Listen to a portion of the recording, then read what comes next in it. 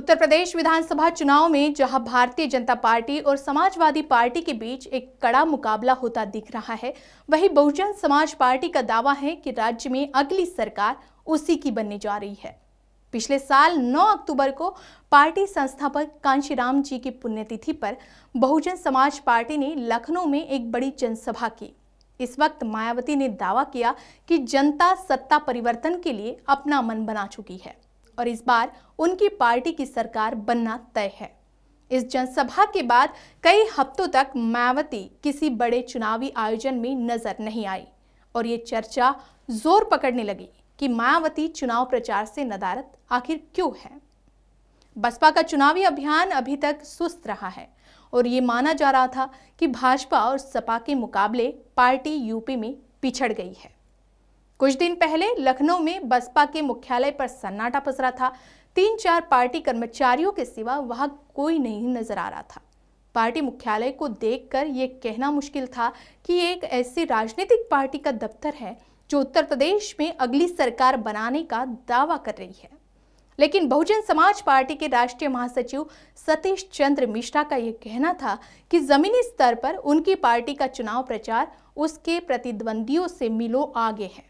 ये बात इससे साबित हो गई है कि उत्तर प्रदेश में पहले चरण के मतदान में अब एक सप्ताह का ही समय रह गया है और मतदान के बिल्कुल करीब बहुजन समाज पार्टी ने आगरा में अपनी पहली बड़ी चुनावी रैली की, जिसमें खुद बसपा सुप्रीमो मायावती शामिल हुई। इस रैली में मायावती आक्रामक नजर आई और उन्होंने कांग्रेस, सपा और भाजपा पर जमकर निशाना साधा।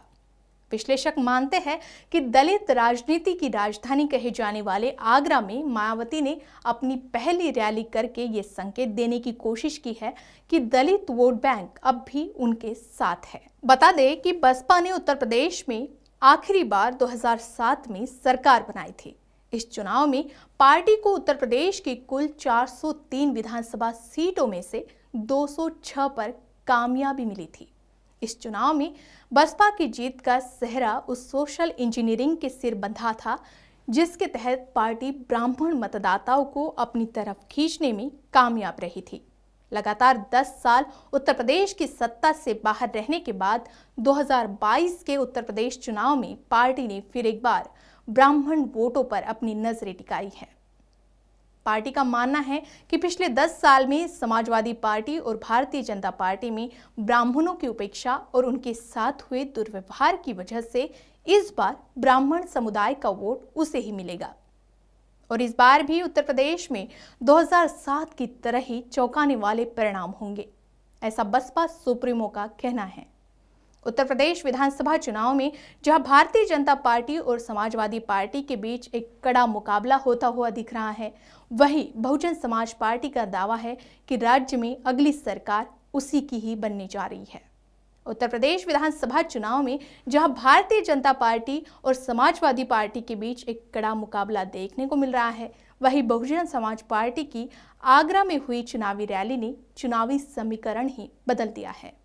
अब उत्तर प्रदेश में किसकी सरकार बनेगी ये तो जनता ही तय करेगी, लेकिन बसपा ने इस चुनावी मुकाबले को और भी कड़ा कर दिया है।